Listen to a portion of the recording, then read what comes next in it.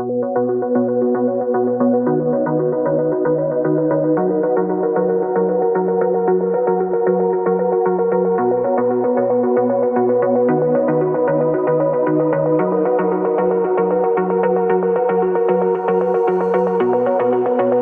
you for joining me and sharing your expertise. Can you tell us your name, your title, where you work, and maybe introduce a little bit about what we're here to talk about today? Great. Thank you, Leslie. So I'm Star Hardison. I'm with the Department of Defense Chief Information Office. I'll say DoD CIO from now on because it's a lot to say. I specifically work in the Workforce Innovation Directorate. And within that directorate, I am the governance and policy chief. So I get to do the interesting work of writing the workforce policy, the cyber workforce policy, and then other areas, interactions with Congress, GAO, the DoD Inspector General, just to name a few. So it's a very interesting niche that I'm in. Yeah, but it's very impactful. Like while it's niche, the cyber workforce specifically has been a struggle, not just for DoD, but for every federal agency. And I think for commercial companies too. I know that DoD published the DoD cyber workforce strategy earlier this year. Right. Um, can you tell us a little bit about that and what the goals of that strategy are and how it maybe influences some of the work you're doing in the policy area? Right. So it was time to reinvigorate that document. And so the cyber workforce strategy we published in February, March timeframe of this year. Very proud of this document. So, and it lays out what our goals are under 4 pillars in order to be able to identify, recruit, retain, and develop the best cyber workforce that we can in order to meet the mission of the department.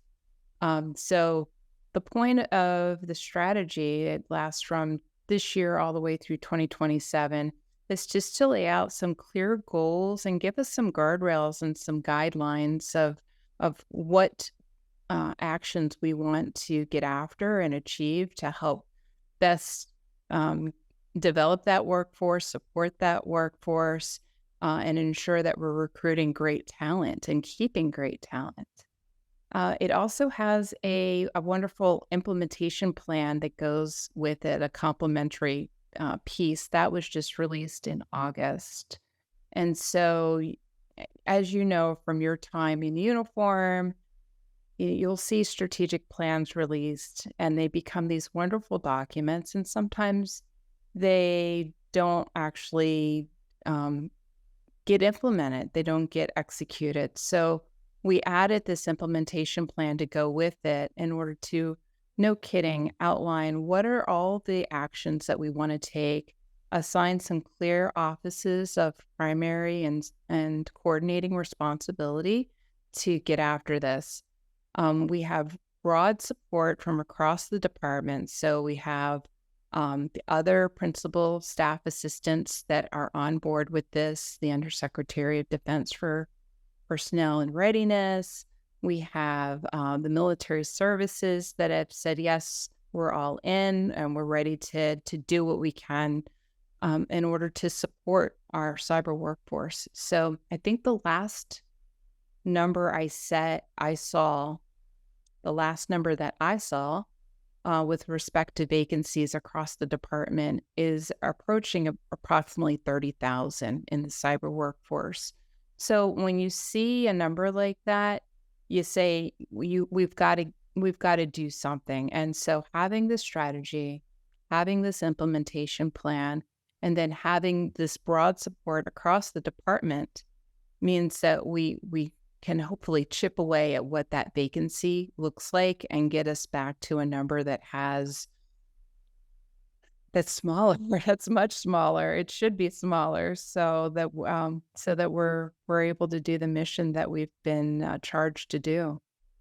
Yeah, no, that's wow, 30,000. And that seems, on par with everyone else in the world struggling to find that cyber talent. So before talking about your 8140 and the current initiatives, let's talk briefly about 8570 and what that was supposed to get after and how DoD has now moved to 8140. so we can like kind of walk through that transition, because I don't know, at least I've not heard in circles people talking about the impact of 8140. I think maybe it's been talked about for so long, like maybe a decade at this Yeah, point, and people either forgot that it was happening, or now that it's out, don't think there's a change. So can you talk about what 8570 was, and then maybe introduce 8140, and we can talk about how 8140 is different from sure. 85. Sure. So, 8570 is an oldie but goodie. I want to say it was released in approximately 2005. I think I was still in the Navy then. I think I was just a very junior lieutenant commander back then. And I remember it because I was in the Navy's CIO office at the time, or their N6, and had the opportunity to implement it from that perspective. So 8570, its title was the Information Assurance Workforce Improvement Program, and it was a manual. So, and it gave the department direction on how to ensure our information assurance workforce was qualified to do the work that they were assigned to do. So it was two broad categories. We had managers and technicians, and at various levels within those categories, levels 1, 2, and 3 being level 1 being entry level, and level 3 being quite experienced. And so we laid that out and required that there be certifications with those different designations. So if you were information assurance technician level 1, then you would need to have a certain certification, a civilian certification, in order to be qualified to do the work that you were assigned to. And so those were certifications like A plus and Security plus and Network plus and so CCNA and so forth. And not to give any favoritism to any one vendor, but those certifications were required in order to be in those positions and doing those work. It is a requirement for military, it was for civilian, and for contractors. And so within a certain period of time of encumbering a position, if you didn't hold that certification, you were required to get it. So, but very narrowly focused information assurance workforce. And so now you fast forward to 8140 manual, which is broadly focused on the entire cyber workforce. And that's evolved over time. That's 18 years between the release of these two different documents. And so the focus there is still on some sort of a qualification, but on a broader set of the workforce. So it's the cyber IT, cyber effects, cyber intelligence, AI, and cloud and software engineering. I think I got all of those. And with that, there's a requirement still to have some sort of a credentialing. And I'll say that word, or qualification is probably the better word. But the qualification isn't so much hinged on you have to have this one certification and you have to go to this one vendor. We've given the department broad flexibility now. So if you have been trained in it and can show that you can do the work, then you can be qualified. If you have education, you've gone to a college, you can be qualified. If you have if you have the certification, that's still valid too. You could be qualified. And if you have just the straight out experience, say you're the person that gets behind the computer and YouTubes their way through everything and knows how to do the work and can show they can do the work, then you're qualified too. So the main difference is 8570. 8570 very much focused on the information assurance workforce. 8140 more broadly on the entire cyber workforce, while giving more flexibility on how you can get that level of qualification to do the work. Okay, and that is a great segue into the, I guess, I don't know if it's a document, but the DCWF, the framework that outlines all of the work roles that you're talking about, these, IT professionals or the effects or the intelligence. So can you talk us through what the DCWF is and how it relates to 8140?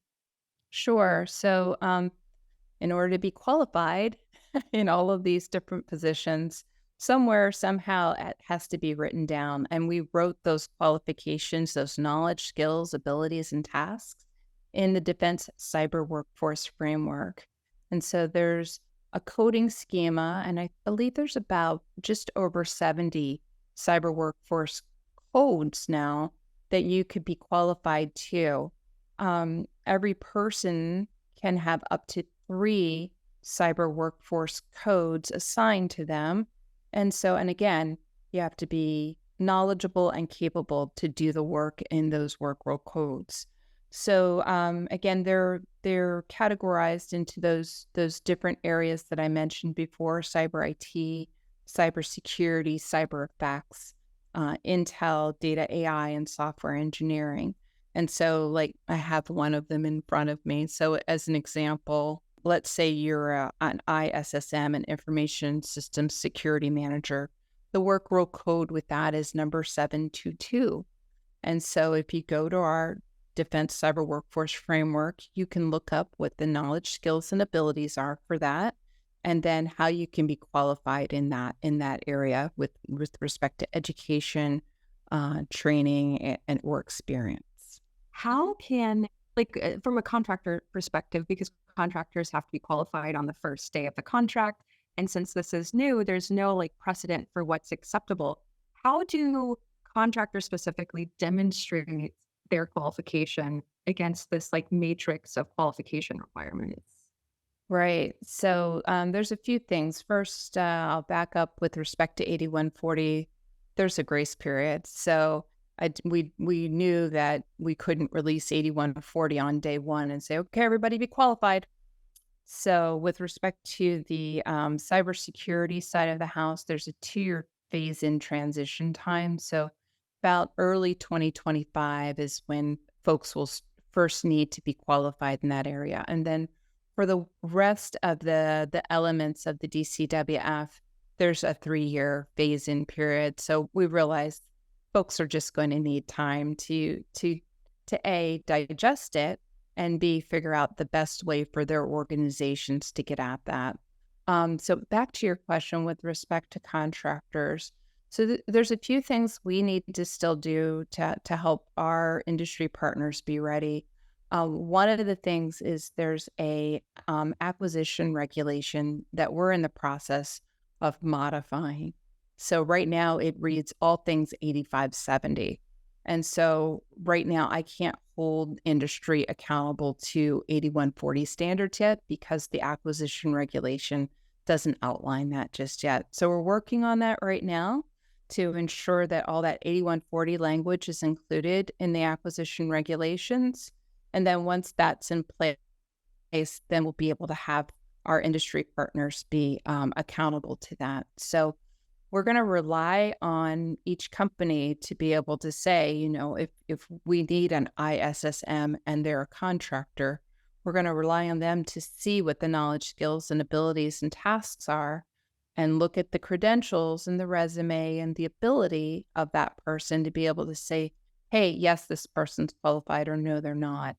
There's also another piece, and that's most of the time our contract partners are actually physically working hip to hip with us, which means there's an opportunity, just like for our military and civilian folks, to get the on-the-job training, the joint qualifications that are usually required when you get into a new position, and then to also exhibit that they have the ability to do the work. So there's that piece that's also going to work hand in hand with that to ensure we have that fully qualified workforce, whether they be military, civilian, or contractor.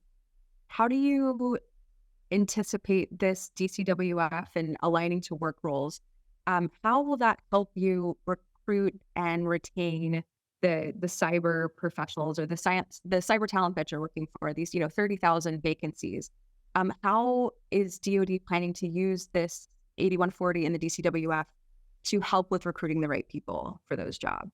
Right. So the great thing about outlining the knowledge, skills, and abilities and tasks in one place is it helps us to really describe the position descriptions well, as well as do the right job opportunity announcement. In the past, those JOA's, job opportunity announcements, may have been a little vague, like we need a 2210 information technology specialist. Well, that could be a lot of things. So, but to be able to say, I need an information technology specialist that can do knowledge management, or can do systems administration, or can do, whatever that work role looks like, we're able to get into that level of granularity. So not only does it help us to really say we understand the work that we're doing, but we're able to describe it to a potential candidate, and so that they can actually look at their own resumes, their own curriculum vitae, and say, yeah, I'm actually qualified to do this work. I'm interested in this kind of work.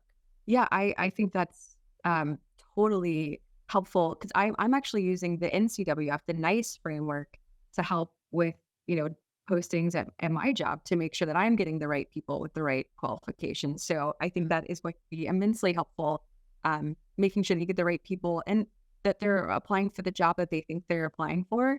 Yeah. It's a bait and switch sometimes, or you think you're getting into one thing and it's something else. Do Oh, you have an I'll necessity? and I'll let me wiggle into right quick, because you brought up something, the NICE framework.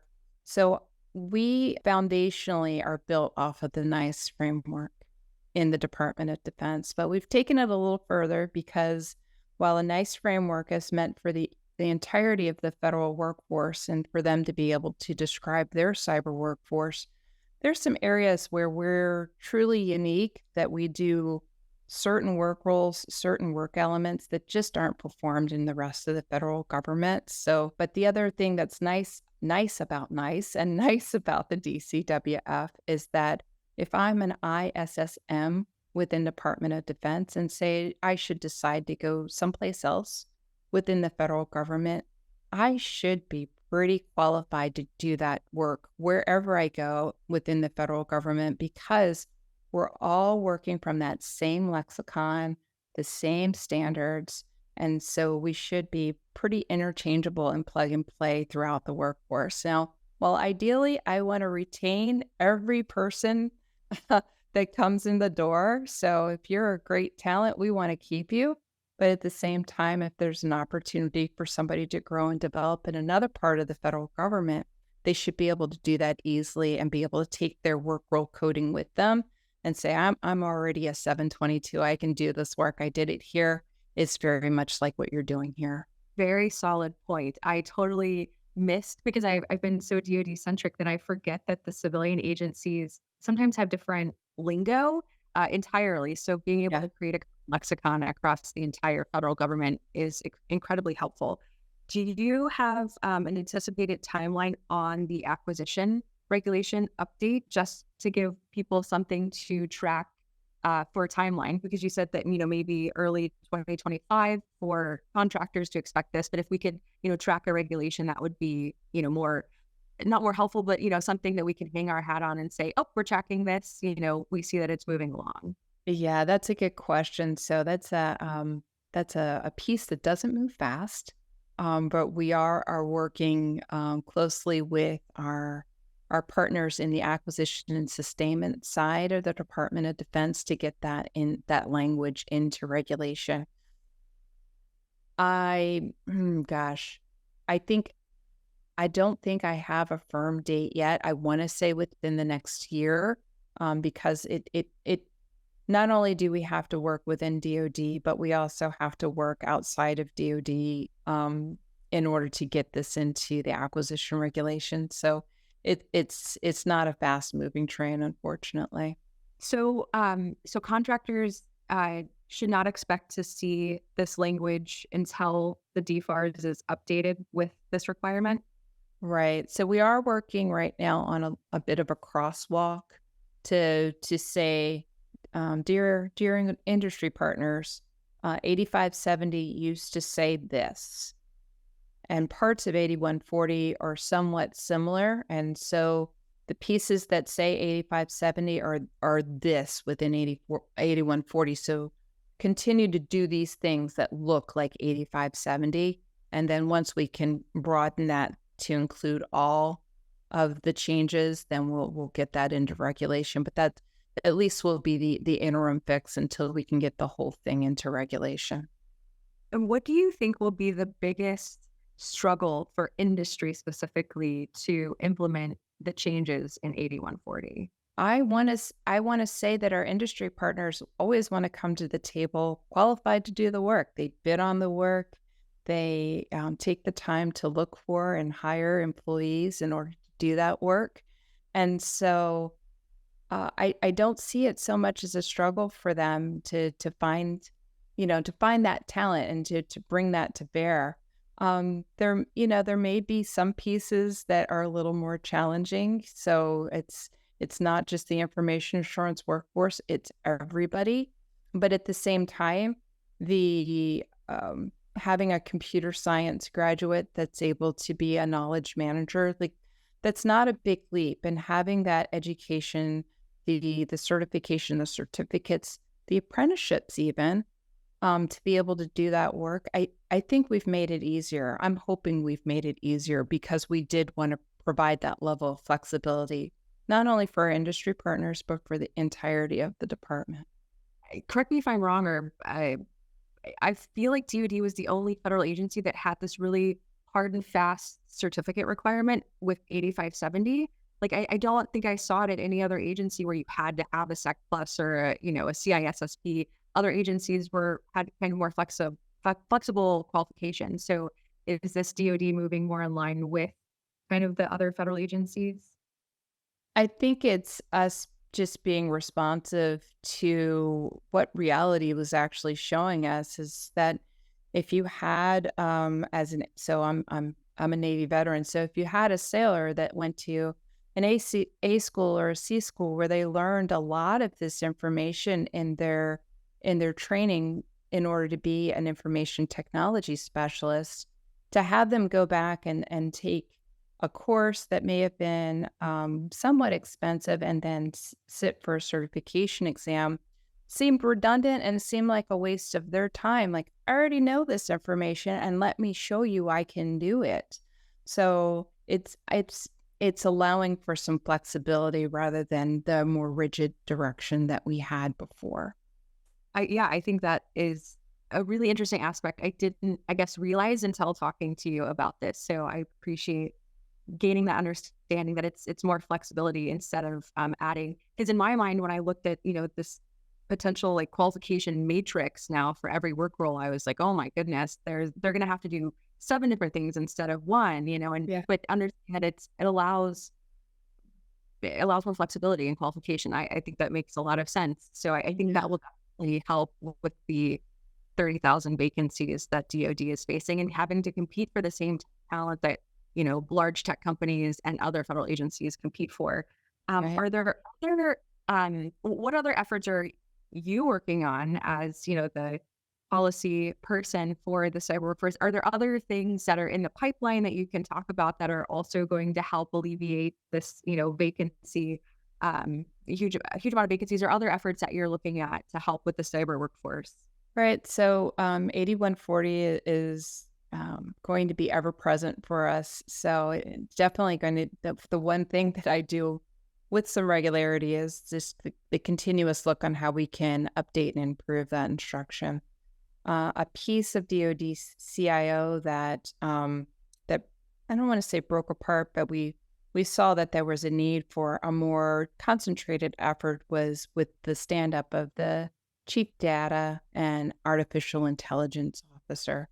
So there's a lot of pieces that are missing now that they've stood up, and so just ensuring that they're included in all of the policies, and that as we're further defining what is the artificial intelligence workforce, what is the data workforce, what are the work roles that are associated with that, just being a good partner with them, and then ensuring that the pieces involved with them are included in our policy.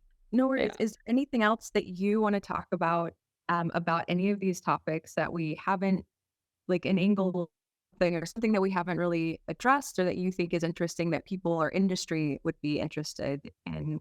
You know, the Department of Defense is very much interested in having the best and brightest in our cyber workforce. And so we look at it from various angles, from kindergarten all the way through the doctorate level. So we're interested in partnering with academia. We're interested in partnering with the local kindergarten class. We want to make sure that that everybody has broad exposure to the fact that the Department of Defense has a cyber workforce, that workforce exists in uniform, but it also exists as a civilian, which I find many of my civilian counterparts don't realize that there's a civilian piece to the Department of Defense workforce. And so we're interested in exposing as many people as we can to what we do and how exciting our missions are, how important our missions are. And we would love to have as many people who are interested in this kind of work come and be with us, whether they come with us for a short period of time as a reservist, whether they come as an industry partner through an exchange program, or whether they come to us through some sort of a pipeline like our cyber scholarship program where they earn a degree through us and then they get employed by us. So there's we have a large swath and wide variety of programs available to identify, recruit, retain, and develop that workforce. And the department is keenly interested in having that strong defense cyber workforce. And so really thankful for the opportunity to be here today. And thank you for your interest in all that we're doing. Yeah, no, thank you for sharing all of this. I have some maybe gotcha questions. Do you have a website or a place people can go to find out more specifically about the cyber scholarship? Like I recall learning about it when I worked in DoD CIO, but I don't think I've ever met anybody who has done it. Where can people go who might be interested in something like that? Right. So if you go out to our cyber.mil website, so cyber Charlie Yankee Bravo Echo Romeo .mil, MIL, Mike India Lima. That's our website. There's a link to our cyber scholarship program. It explains what the program is. It explains when the application period opens. And I think we even have a few testimonials out there from students who have applied for and then subsequently been hired, applied for the scholarship, and then have subsequently been hired by the department. Yeah, thank you for your time. This has been really helpful, and congratulations on, becoming a civilian because, we were contractors together. So yeah, it's great that you've become a real boy now, as Pinocchio would say. Welcome to Defense TechCast, your deep dive into CMMC, CUI, and all of the cybersecurity hot topics affecting the defense space today. Brought to you by clearancejobs.com.